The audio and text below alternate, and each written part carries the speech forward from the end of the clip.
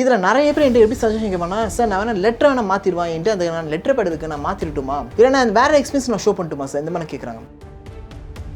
இவனே என்ன பண்ணிட்டான், ஒரு லெட்டர் ஒன்று கிரியேட் பண்ணி அந்த கம்பெனியில் சப்மிட் பண்ணிட்டான். சார் இந்த கம்பெனியில் இந்த ஓகே எக்ஸ்பீரியன்ஸ் இருக்குது, இதான் சார் டாக்குமெண்ட் கொடுத்தான். ஹலோ ஃப்ரெண்ட்ஸ், என்னோட நேம் அஸ்பா. இன்னைக்கு நம்ம பார்க்கக்கூடிய கண்டென்ட் என்ன, ஒரு சப்ஸ்கிரைபரோட டவுட் தான். Can you guide me on how to clear BGV with termination in previous organisation. சிம்பிளாக சொன்னால் இவர் வந்து டெர்மினேட் பண்ணியிருக்காங்க. ஸோ அடுத்த ஆர்கனைசேஷன் ஜம்ப் பண்ணும்போது இந்த டெர்மினேஷனை எப்படி நான் வந்து ப்ராஜெக்ட் பண்ணுறது அப்படின்னு கேட்குறாங்க. இதில் நிறைய பேர் என்கிட்ட எப்படி சஜஷன் கேட்பானா, சார் நான் வேணா லெட்டரை நான் மாற்றிடுவான், என்கிட்ட அந்த நான் லெட்டர் பேடுக்கு நான் மாற்றிட்டுமா, இல்லை நான் வேறு எக்ஸ்பீரியன்ஸ் நான் ஷோ பண்ணட்டுமா சார், இந்த மாதிரி கேட்குறாங்க.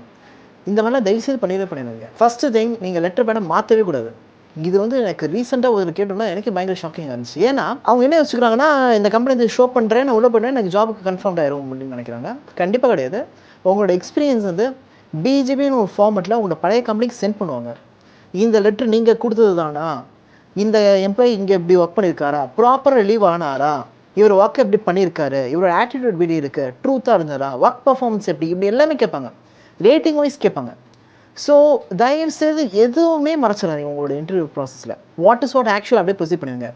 ஏன்னா இது வந்து ஆக்சுவலாக முன்னாடி எனக்கு ஒரு கேஸ் இருக்குது. ஒரு கம்பெனி என்ன சொல்லியிருந்திருக்காங்கன்னா, கம்பெனி வந்து ஆக்சுவலாக ரிலீவிங் கொடுக்கல, இவர் வந்து ரிலீவ் ஆகிட்டார். கம்பெனி போய் எனக்கு ரிலீவிங் லெட்டர் கொடுங்க சார் அப்படிங்கிற கேட்டிருக்காரு. இல்லைப்பா நான் ரிலீவிங்லாம் தரல, பட் நீ சொல்லிவிடு, பிஜி வந்துச்சு நான் கிளியர் பண்ணுறேன் அப்படிங்கிற கம்பெனி சொல்லிடுச்சு. இவனே என்ன பண்ணிட்டான், ஒரு லெட்டர் ஒன்று கிரியேட் பண்ணி அந்த கம்பெனியில் சப்மிட் பண்ணிட்டான். சார் இந்த கம்பெனியில் இந்த ஓகே எக்ஸ்பீரியன்ஸ் இருக்குது, இதான் சார் டாக்குமெண்ட் கொடுத்தான். பிஜேபிக்கு அந்த கம்பெனிக்காரன் இந்த டாக்குமெண்ட் சென்ட் பண்ணிட்டான்.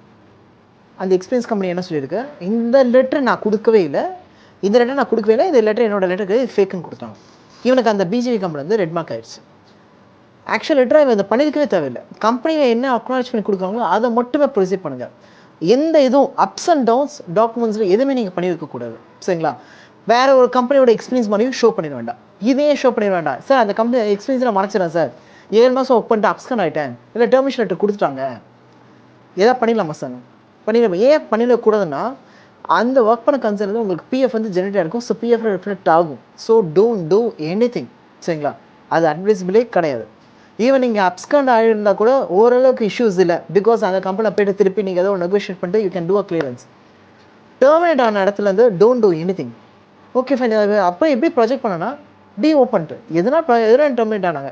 இல்லை சார், இப்போ எனக்கு ஒரு மாதிரி இஷ்யூ ப்ராஜெக்ட்ஸ் வந்து கொஞ்சம் ப்ரெஷர் ஆகிடுச்சுனால அது வந்து கொஞ்சம் கொண்டு போக முடியல, ஒர்க் லெவல் இஷ்யூ ஆகிடுச்சு, ஃபேமிலி எனக்கு ஒரு இஷ்யூ இருந்துச்சு, ஸோ அதனால் இந்த இஷ்யூனால இது பண்ண முடியல, ஸோ அந்த ஒர்க் அச்சீவ் பண்ணாதனால நான் டெர்மினேட் பண்ணிட்டாங்க. பட் ஆக்சுவலாக பார்த்தா அந்த ஒர்க் நான் ப்ராப்பராக பண்ணியிருக்கேன். அது பிஃபோர் 6 months பிஃபோர் 1-2 years நான் ப்ராப்பராக கரெக்டாக பண்ணிட்டு இருந்திருக்கேன். அந்த டைம் ப்ராஜெக்ட் ப்ரெஷர் ரொம்ப ஹெவியாக இருந்துச்சு. ஒரு சில பேர் என்ன டார்கெட் அச்சீவ் பண்ணாங்க, அதெல்லாம் டெர்மினேட் ஆச்சு. அவ்வளோ. பட் என்னால் அந்த ஒர்க்கை கண்டிப்பாக முடிக்க முடியும். அதுலேயுமே என் ஃபேமிலி பேலன்ஸ் பண்ண முடியல, ப்ராப்பர் டக்குன்னு எனக்கு ரிலீவ் ஆக முடியல, ஒர்க்கும் நல்ல ஸ்ட்ரெஸ் பேலன்ஸ் பண்ண முடியல, டெர்மினேட் ஆகிற ஒரு சூழல் ஆயிடுச்சு. வாட் எவர் திங், என்ன ரீசனும் கிளியராக எக்ஸ்பிளைன் பண்ணிடுங்க. பிகாஸ் கண்டிப்பாக அந்த கம்பெனியில் பிஜிபி போகும். அவன் டெர்மினேட் தான் ஆனான்னு சொன்னாலுமே ஸ்டில் உங்களுக்கு இங்கே ஜாப் கன்ஃபார்ம் ஆகும். பிகாஸ் ஒரிஜினல் ரீசன் நீங்கள் சொல்லி இங்கே வேலைக்கு போனீங்கன்னா, எஸ் ஆமாம் டெர்மினேட், எம்ப்ளாயி அதான் சொன்னால் டெர்மினேட் தான் சொன்னார், இஷ்யூஸ் இல்லை. பட் இங்கே ஒர்க் பண்ண ஓகே ஃபைன், அது மட்டும் கிளியர் பண்ணிட்டு மூவ் ஆகிடுவாங்க. ஸோ உங்களோட ஜாப் அங்கே செக்யூர்ட் ஆகும். ஃபியூச்சர் வேறு எந்த எம்ப்ளாய்மெண்ட் போனால் உங்களோட job secured. So B clear with your reason. சரிங்களா? ரீசன் வாட் இஸ் வாட் கிளியராக சொல்லுங்க. டெர்மினேஷன் மட்டும் தான். பட் அப்ஸ்கண்ட் ஆனீங்கன்னா இஷ்யூஸே இல்லை. ஒன்ஸ் அகேன் ஏன் அப்ஸ்கண்ட் தான் இருக்கீங்க, உங்களுக்கு அந்த கம்பெனி டாக்குமெண்ட் எதுவும் கொடுக்கல. ஸோ இப்போ இது நின்று நீங்கள் நெகோஷியேட் பண்ணிட்டு ஏதோ ஒரு சம்திங் ஓகே ஃபைன் சார், நான் இது என்ன நான் அப்ஸ்கண்ட் ஆகிட்டேன், என்னால் முடியல, தவிர்க்க முடியாது சொல்லி நான் அப்ஸ்கண்ட் ஆகிட்டேன், I can pay for whatever the thing, எனக்கு கொஞ்சம் கிளியரன்ஸ் பண்ணி கொடுத்துருன்னா they will do the clearance. நீங்கள் அதுக்கு வாங்கிட்டு வெளியே இருந்தலாம்.